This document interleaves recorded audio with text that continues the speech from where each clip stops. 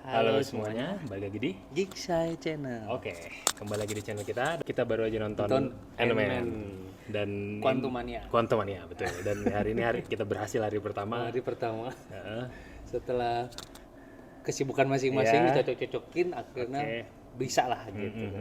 Sebenarnya Ant-Man ini bukan salah satu film yang apa ya, sama orang bukan yang terlalu ditunggu-tunggu ya, nggak terlalu ya. Sebenarnya untuk tahun ini ada nanti pas musim panas ya, cuman untuk Marvel ini bisa dibilang pembuka fase 5. Oh, ini opening fase 5 ya? Nah, kan kemarin penutupnya dengan Black Panther. Februari. Oh iya benar. Iya, benar. buka fase. Secara umum memang cukup fresh lagi. Cukup fresh. Nah, kalau kita mulai dari sinopsis dulu deh. Memang ini tuh menceritakan tentang keluarganya Scott Lang yang Scott terjebak di Quantum Realm. Quantum Realm, ya Dan benar. memang Quantum Realm ini sudah Sempat singgung di Ant-Man pertama. bahwa lu jangan melebihi batas. Lebih kecil daripada subatomik sebutannya, lebih kecil daripada atom, lu udah masuk dunia kuantum namanya. Dan kita nggak tahu apa yang ada di sana. Ya, Jadi ya. makanya berbahaya. Berbahaya. Gitu. Nah, dan sedikit flashback ke waktu ibunya terjebak ya, Ge. Ya, ke film yang kedua. Dan Ant-Man memang and the Wasp. ibunya tuh terjebak di Quantum Realm ya. Quantum Realm, ya. Tapi waktu itu kan dia memilih nggak mau cerita ya ceritanya. Jadi pokoknya disimpan sendiri selama 30 tahun. Aku ngelamain apa di sana. Pokoknya penting saya udah balik lagi ke dunia nyata gitu. Dan ternyata di sana itu ketemu sama Sebenarnya lebih tepatnya ada dunia dalam dunia. betul. Nah, ini yang memang sebenarnya gue masih agak-agak kesulitan mencerna gitu, maksudnya nggak sih, kayak absurd banget gitu, maksudnya sebenarnya dibilang komedi ya, Ant-Man memang cukup kental komedinya ya dari awal ya. Dia tuh sebenarnya kalau teman-teman inget, dia tuh sebenarnya heist movie berbalut film superhero. Jadi nuansanya Ant-Man itu personanya Heist ya? Karena memang kalau teman-teman baca komik kan iterasi pemeran Ant-Man kan banyak ya. Hank Pym yang bisa dibilang mad scientist.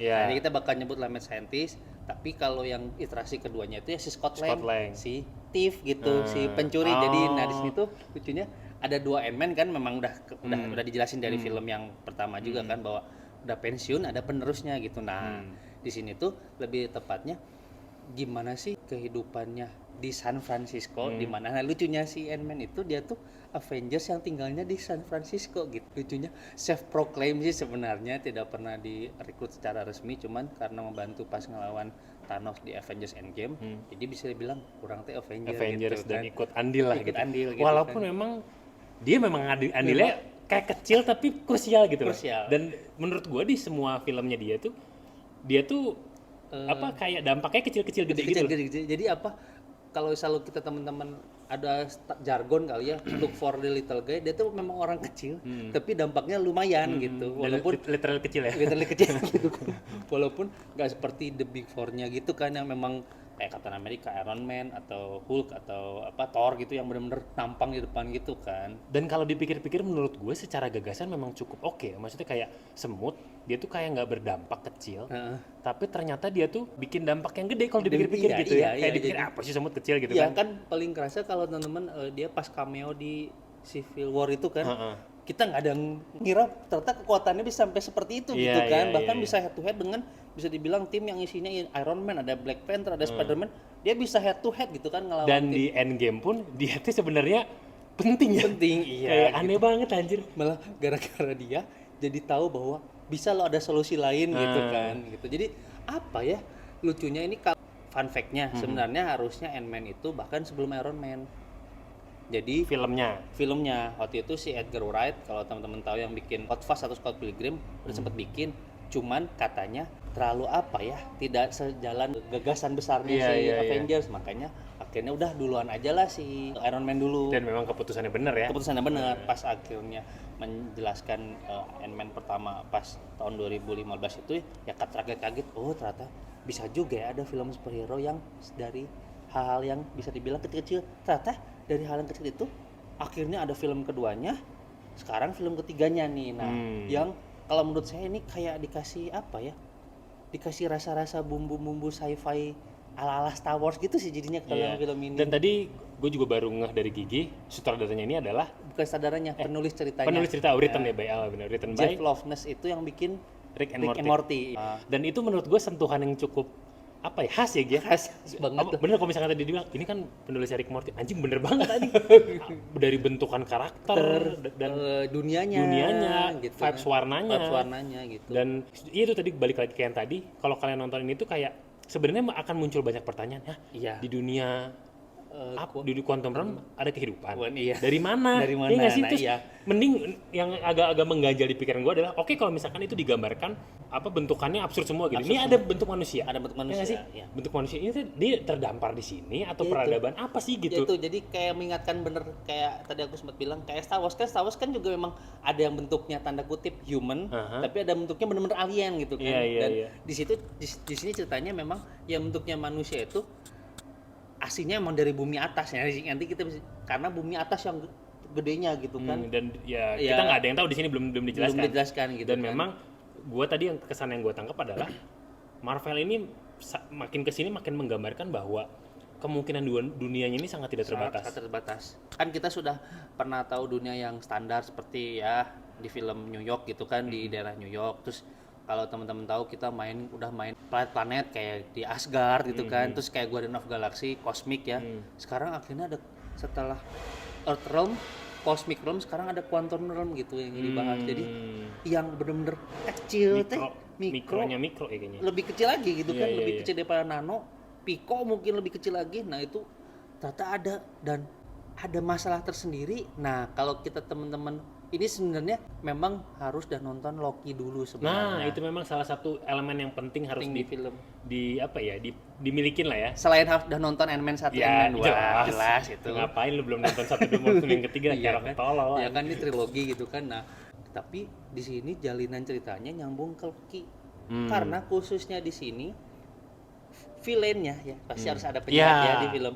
Itu tuh kalau temen-temen tahu di Loki tuh ya musuhnya Loki juga. Iya, dan ya kita Tapi sebut dalam versi gimana gitu ya apa nyebutnya? ya kita sebut aja Kang lah, karena Kang kan di lah. trailer ada ya. Ada trailer, Nah itu gitu. kalau misalkan kalian udah nonton Loki pasti udah tahu, oh ini Iya, Kang gitu kan. Kang. Kang ini kalau kalian udah nonton Loki, balik lagi, jadi jelasin aja sih. Kang ini adalah kayak scientist ya Gia. Scientist, jadi mad scientist gitu. Mad scientist, dia dari masa depan, mungkin bisa dibilang tahun puluhan ribu lah, udah bukan 2000 lagi. Dia bisa menciptakan mesin waktu lah tanda kutip, di mana dia bisa berjalan ke banyak semesta. Jadi dia kayak, kalau gue nangkepnya sih konsep sederhananya gue ada, dia ketemu dirinya dengan di masa yang lain, terus kayak mereka berkumpul jadi banyak. Jadi banyak. Nah. Dan itu disebutkan di Loki adalah kayak diri kita di dunia yang lain adalah varian disebutnya. Varian sebutannya. Di situ ya itu teman-teman, menurut gue salah satu serial yang cukup layak ditonton sih Loki. Iya, ya, Loki. dibandingkan yang lain lah. Yang di Bobotnya. Disney Plus ya, Di Disney bobotnya. Plus. Jadi di sini tuh kelihatan bahwa udah diingetin bahwa sama si, kalau itu yang disebutnya namanya siapa, pokoknya di situ kan banyak gelar ya. Nah, kalau yang di situ yang dia yang tahu segalanya bilang bahwa kalau gua mati mah ada pengganti gua, tapi lebih gendeng, lebih stres, dan dia bisa dibilang julukannya penakluk. Nah, di sini itu si Kangnya itu memang si Kang penakluk. Jadi yang ambisius, yang enggak pedulilah, nggak ada hati nuraninya. Nah, yang pokoknya kayak conquer aja kan ya? conquer aja pokoknya. Nah, di sini tuh lucunya kayak kontras gitu kan, si Ant-Man kan bercandaan gitu kan, Iya. dapet musuh yang mikirnya teh serius, Alam semesta gitu. gitu kan. Gue malah pengennya semua waktu gue habisin semua gitu kan. Jadi konsep terbesarnya yaitu alam semesta dan varian dan multiverse-nya dibenturkan dengan Scott Lang yang ibaratnya dan tanda kutip remeh kali ya. Hebatnya seorang sutradara Peyton Reed, karena dia udah bikin film sebelumnya ini, mungkin dari yang pertama kan dia membangunnya ya. Jadi dia udah dapet si karakternya itu kena gitu ke kita teh. Jadi pas sekarang akhirnya dikasih muatan agak berat gini, ternyata Taurat bisa juga gitu maksudnya gitu kan. Apalagi sekarang temanya keluarga. Nah, memang sih nggak bisa dipungkiri, pastilah kalau untuk film kayak gini, apalagi kan di sini ceritanya mereka habis blip ya. Kalau teman-teman tahu Avengers Endgame kan, orang dia udah sempet hilang 5 tahun, muncul lagi. Nah, di sini juga ternyata ada efek-efek kayak gitu, dan akhirnya kadang orang teh bisa dibilang apa ya? Kalau dia selalu bilang gak masuk akal sih, saya masih bisa kayak gini. Ya gue mah jalanin aja kehidupan sehari-hari gitu kan, ada pesan-pesan. Dan dia sebenarnya mencoba menghindari role yang udah dia punya. Kayak aku pengen jadi bapak aja, nulis buku apa dan segala macam lah gitu. Tapi ternyata itulah heroes calling teh di situ gitu kan. Jadi akhirnya pas kejadian kayak gini, walaupun dimulai dengan lagi-lagi dengan remeh, akhirnya tetap aja jiwa pahlawannya tuh muncul gitu. Padahal dari awalnya dia pengen menghindari itu semua. Gue tuh pengen hidup normal aja setelah traumatik 5 tahun nggak ketemu keluarga gitu kan, nggak ketemu pasangannya gitu. Akhirnya hampir mati karena melawan Thanos gitu. Tapi di sini akhirnya dia mau kayak gitu, ya namanya pahlawan mah nggak pernah bisa istirahat gitu kan. Dan diketemuin dia gobloknya teh gak pernah serius itu teh, aku tuh jadi tuh bodor gitu teh. Di saat-saat momen-momen yang ini aja juga teh masih bisa ada waktu diselip-selipin humornya gitu. Yang agak dirindukan sebenarnya itu si temennya. Itu kolaboratornya sama dia gitu kan. Itu sebenarnya gue sebenarnya sebelumnya lihat di postingan sosial media lah orang. Yang kita rindukan dari Ant-Man tuh ceritanya dia. Siapa sih cerita-cerita gini-gini kayak itu gitu tuh. kan. Cuman ini nggak ada Karena ini mau fokusnya benar-benar di keluarga, khususnya di dua keluarganya Hank Pym sama Scott Lang gitu. Dan ternyata mereka beririsan tapi ketemunya di tengah gitu, yaitu yang pertama mereka semua ya si Kang the Conqueror itu gitu. Udah di sini tuh aku sukanya Peyton Reed karena dia udah sempet menyutradari The Mandalorian ya. Dia ngambil vibe-nya Star Wars gitu sih. Oh, berasa sekali ya? Berasa sekali. Ini mah bukan berarti karena fans ya. Kayak adegan-adegan bar gitu. Terus, oh iya benar, itu benar sih, benar. Terus apa ditangkapnya, disergap-sergapnya ya, gitu. Terus style kostumnya, terus khususnya oh iya sih kostumnya iya banget. Iya benar nih. Khususnya ini Jonathan Majors, kudos lah. Itu edan banget lah, itu bisa dibilang aktor karakter ya. Walau masih lagi naik daun, masih muda gitu kan. Itu bisa meranin si Kangnya tuh gimana ya? Dia tuh sebenarnya punya alasan untuk ngelakuin itu. Tapi orangnya geus apa kalau bahasa di sini? Geus kagok edan lah yang geus we karena gue tuh udah dikhianati, gue udah kehilangan segalanya. Udah we gue mah tinggal sendirian di alam semesta juga nggak masalah kan, dia pikirannya sampai segitu kan. Dan lucunya dipertemukan dengan yang Ant-Man yang gue masih mau berjuang untuk mempertahankan yang gue miliki gitu, walaupun dengan gaya humornya itu kan. Jadi di sini tuh benturin kayak remeh gitu aja, kayak lu udah janji gini ya gue tagih aja gitu kan. Cuman sebenarnya sederhana itu gitu kan. Tanpa mau spoiler gitu kan. Cuman maksudnya di sini akhirnya si Peyton Reed memang sih beberapa bagian ya ini jujur agak too much ya, karena kan dia mau ngebikin kayak epic sci-fi kayak Star Wars gitu, tapi dengan muatan superhero yang superhero-nya itu bisa dibilang bikin gak pernah bisa serius gitu. Bukan berarti jelek ya, memang si Ant-Man, si Scott Lang dibikinnya gitu, tapi untung karakter-karakter pendukungnya jujur untuk Michelle Pfeiffer pas banget. Dan itu dia bisa bikin kita simpati bahwa sebenarnya selama 30 tahun gue punya dosa kayak gini-gini, tapi selalu aku tahan gitu, karena saya nggak mau mempengaruhi keluarga saya gitu kan. Padahal pas akhirnya dapat tahu kenyataannya gimana teh, akhirnya kita bisa bersimpati juga bahwa Kang juga sebenarnya ada motif, punya alasan untuk ngelakuin itu. Jadi kayak di sini tuh morality ambiguity-nya itu kena pisan gitu di sini. Dan memang makin lama Marvel makin disering dihadapkan dengan konflik kayak gitu ya. Jadi ya. bahwa dalam tanda kutip villain tuh juga ada motif, dan otomatis ya kita nonton dari sudut pandang hero ya berusaha untuk menghentikan itu. Cuman si villain teh kayak alasannya kayak kalau dipikir-pikir nggak seburuk itu juga gitu sebenarnya. Kan? Gitu. Dan bahkan kalau teman-teman nonton bahkan tuh ada kata-kata itu disebutkan bahwa saya tuh kalau tergantung sudut pandang orang, kalau saya orang yang berlawan dengan saya disebutnya teroris gitu kan. Ya. Tapi orang yang sejalan dengan saya disebutnya pahlawan gitu kan. Jadi ya itulah putusan seseorang atau tingkah laku seseorang, tindak tanduk seseorang tuh gimana orang melihat sudut pandangnya gitu. Nah di sini terlepas dari hingar-bingar space orchestra itu, space opera lah bisa dibilang, ada muatan-muatan moral yang kecil-kecil yang kayak gitu juga gitu yang bisa dipetik gitulah, walaupun sebenarnya harus bener-bener mencerna gitu karena sebenarnya karena dialognya tuh diselipin humor. Nah itu, aku jujur sih karena kita baru 3 bulan lalu nonton Black Panther Wakanda Forever yang benar-benar serius banget dan berduka banget dan katarsis banget dengan kematiannya Chadwick Boseman deh. Di sini jadi kayak seneng-seneng, tapi mungkin ada maksud dan tujuan bahwa nanti kita bakal dibikin kayak gini lagi, mungkin lebih sedih lagi di 3 bulan ke depan ini pas si Guardian of Galaxy 3 keluar, dan itu pasti akan ada konektivitas dengan yang lainnya juga. Gak usah jauh-jauh, yang ini aja juga ada konektivitas dengan yang lainnya juga gitu ya, kan. Tadi selain Loki sebenarnya kan udah sempat dibahas di Multiverse of Madness ya, di situ gitu. kan udah disebut apa varian gitu. apa alam semesta Alam lain dan semesta segala lain kayak macam. gitunya. Jadi kita udah tahu konsep bahwa ada apa diri kita yang lain lainnya. di dimensi lainnya semesta lain semesta lain gitu kan. Jadi kayak gini tuh. Dan aku senangnya ini bisa dibilang kalau emang nih film terakhirnya Ant-Man solo pas lah kalau kata saya sih penutupnya. Memang sih saya pribadi jujur paling suka yang kedua gitu. Cuman untuk sama yang ini karena gitu activity-nya karena memperkenalkan si Kang itu nanti kalau teman-teman tahu Avengers yang berikutnya namanya Avengers Kang Dynasty. Jadi dinastinya Kang namanya teh. Dibuka dengan ini kayaknya. Dibuka dengan ini. Ini kan pembukaan fase 5 gitu Iya, kan. iya, Jadi iya. nanti kita lihat aja ke depannya gimana, tapi jujur kali ini Aurat sama Jonathan Majors keren lah gitu, bisa head to head dengan cast-nya mereka masing-masing dan bisa bikin penonton juga ternyata gini ya sudut pandangnya gitu. Dan aku sih yang aku acungi jempol mah gimana bikin dunianya itu sama ini. Ya mungkin spoiler kali ya, tapi di trailer ada sih sebenarnya. Kayak kita nggak ngira bahwa ada karakter dari film pertama muncul lagi di film ketiga.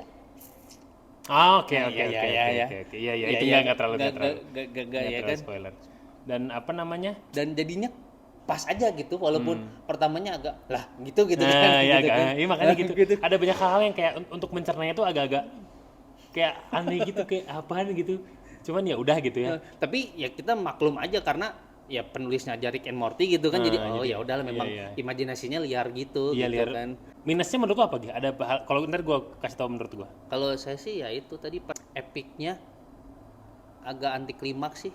Menurut saya sih. Tapi untuk pas man to man head to headnya literally head to head antara si Kang sama si Ant-Man-nya pas sih kalau Cukup dramatis aja. Cukup dramatis. Dan memang ya itu tadi kayaknya kalau gue sih tadi kayak agak-agak terganggu dengan scene di awal menuju ke tengah tuh scene perang kolosalnya pokoknya kalau udah perang gitu kayak aneh ya. Kayak aneh gitu, kayak bukan orangnya banyak tapi kosong gitu. Iya. Terus kayak apa pengolahan gambarnya kayak kurang dapet gitu.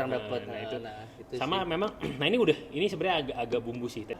Sebenarnya di trailernya udah dikasih tahu kan bahwa ada karakter si Modok ya. Itu kan memang cukup terkenal di komik. Cuman gue pengen tahu nih sekali ngobrol.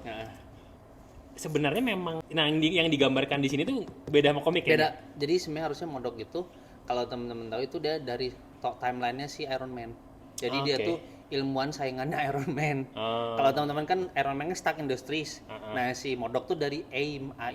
Sebenarnya udah pernah muncul di Iron Man 3 perusahaannya. Jadi ini dia salah satu dari ilmuwan dari situ, tapi kayak Hammer gitu-gitu banyak gitu ya. Hammer kan industri itu going mad gitu, mad scientist.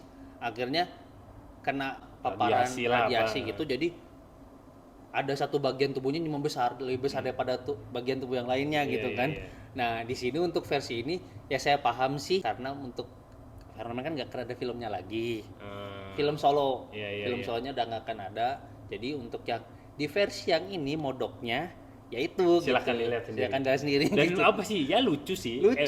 Bahkan kalau teman-teman langganan Disney Plus silahkan aja cari serial animasi. Modok. Emang nyeritain dia ya? Nyeritain dia. Itu mah bener-bener tadi sesuai dengan yang komik saya sebutin dan dibikinnya kayak apa dulu ya kalau film Celebrity Deathmatch gitu yang clay gitu. Jadi stop motion gitu. Ala clay gitu kayak jadi yang sadis-sadis gitu yang tangan potong tapi animasi gitu kan. Dan lagi-lagi nih menurut gue sangat kental sentuhan si penulisnya tadi ya. Jadi emang sentuhannya kayak gitulah. Maksudnya bercandanya tuh pas gitu kalau kita. Walaupun untuk bagian kolosalnya agak kurang sih, cuman untuk klimaksnya pas sih menurut saya gitu. Iya dan ya tadi juga sempat mention gue sama Gigi. Kalau ini kan sama-sama vibes-nya komedi dan fun gitu ya. Kalau mau dibandingin sama Thor, kita jadi berat kesini ya. Iya, berat karena kesini, Thor udah jadinya udah overuse jadinya. Ketika ini jadi fresh. Gitu. Karena mungkin sentuhan penulisnya tadi sih menurut gua. Itu menurut gue sentuhan yang cukup brilian. Nah, sama after credit-nya kata saya keren. Iya benar. Jadi teman-teman ada 2 after credit. Yang pertama standar lah, cuman itu juga menunjukkan fakta yang cukup mencengangkan. Nah, yang kedua, tadi satu studio kayak terkejut gitu. Shock lah gitu.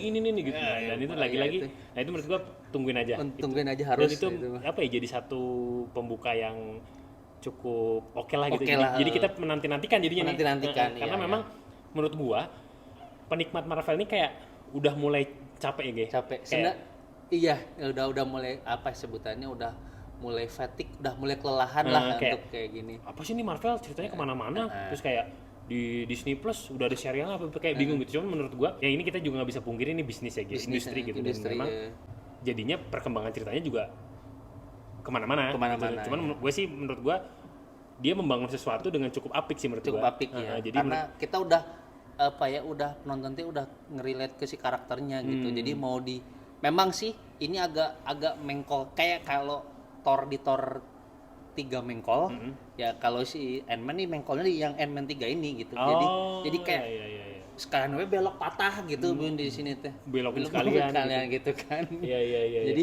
tapi jadinya fresh bener kata kamu, jadinya fresh gitu. Cuman yang ini ada satu, ini nggak tahu perasaan gua doang, itu mungkin lu setuju apa enggak. Di beberapa filmnya Marvel belakangan itu tuh seolah menyiratkan bahwa ada generasi penerusnya. Iya. Ya.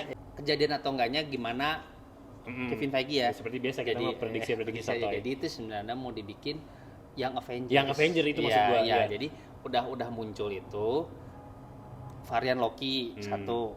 Karena nanti kalau di yang Avengers malah nggak ada Thor. Loki yang tapi mungkin ada si Love. Apa? Ya Anaknya. bisa jadi kan. Itu terus kalau jelas kayak seakan-akan nih gitu loh, dianterin gitu. Terus dari Winter and Soldiers ada Patriot. Tetangganya anak kecil. Si Falcon anak muda itu Patriot. Terus itu mah masih prediksi ya. Terus Hawkeye jelas. Siapa? Kate Bishop. Nah, terus habis itu udah ada Miss Marvel kemarin kan, kalau teman-teman nonton serialnya. Iya, yang belum nonton kan. Nah, sekarang kemarin udah ada William Ironheart. Iya, itu kan. Nah, sekarang ada si Cassie Lang. Kalau di komik namanya Stature gitu namanya. Jadi nama hero-nya gitu. Di sini belum dinobatkan sebagai nama itu. Iya, nggak bisa cuma teman-teman lihat sendiri. Cuman gua menangkap visual kayak gitu. Untuk tadi itu paling kalau misalnya mau memastikan Miss Marvel bakal masuk yang Avengers atau enggak, nanti tunggu film The Marvels. Di situ dia ditahbiskan oleh Captain Marvel untuk jadi penerusnya. Dia tuh secara resminya di film itu. Iya, gitu. cuman itu dari setiap film itu kayak udah mulai ditunjukin. Jadi kayak disosialisasikan dulu gitu. Jadi kayak udah ada versi lain dari Iron Man, udah ada versi lain dari Hawkeye gitu kan. Ya itu mungkin yang mengkonsumsi generasi bawah kita rada jauh ya. Dari itu biar di sana kita nggak terpatok sama yang itu terus gitu kan. Biar ada variasi juga gitu kan.